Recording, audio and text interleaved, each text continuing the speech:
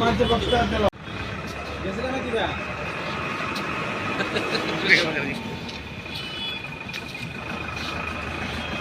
হ্যাঁ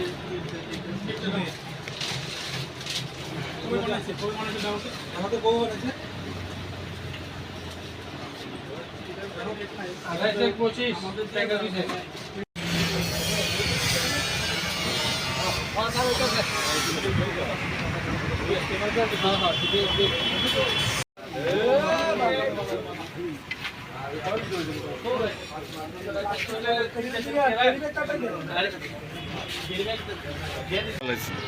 আজকে আমরা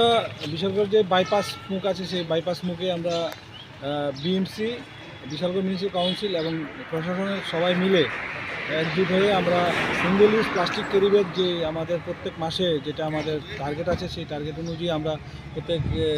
মাসে মাসেই আমরা এই কাজটা করি। তো আজকে যেহেতু আজকে জানুয়ারি মাসের শেষ দিন